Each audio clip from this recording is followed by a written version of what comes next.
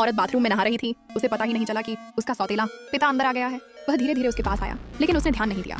एक पल में वह कांच के दरवाजे के ठीक बगल में खड़ा था। लड़की को कुछ अजीब सा महसूस हुआ, लेकिन उसने उसे नजरअंदाज कर दिया। सौतेला पिता और भी अजीब तरह से बर्ताव करने लगा। उसने अपने कपड़े उठाए और बाथरूम से बाहर चला गया। नहाने के बाद लूसी को एहसास हुआ कि उसने कोई कपड़े नहीं पहने हैं। घबराकर वह अपनी माँ के कमरे में गई और यह देखकर राहत मिली कि उसका सौतेला पिता वहाँ था। लेकिन जब वह अपने कमरे में वापस आई तो उसे बिल्कुल नींद नहीं आई। उसके दिमाग में बार बार उसके सौतेले पिता की तस्वीरें घूम रही थीं। लूसी जब हॉलवे से गुजर रही थी तो उसे अजीब आवाजें सुनाई दी। ये आवाजें उसकी माँ के कमरे से आ रही थीं। पता चला कि उसकी माँ और सौतेले पिता एक इंटीमेट पल बिता रहे थे। क्यूरियोसिटी में लूसी झांकने के लिए नीचे झुकी, लेकिन लगभग पकड़ी ही गई थी। वह जल्दी से अपने कमरे में वापस आई और सोने का नाटक करने लगी। अगले दिन लूसी की तबीयत ठीक नहीं लगती, इसीलिए वह दवा की दुकान पर जाती। वहाँ उसे एक आदमी दिखता है जो बिल्कुल उसके सौतेले पिता जैसा दिखता है। जब वह घर पहुंचती है तो वह अपनी माँ से पूछती है, लेकिन उसकी माँ कहती है कि उसके सौतेले पिता पूरे दिन घर पर ही रहे हैं।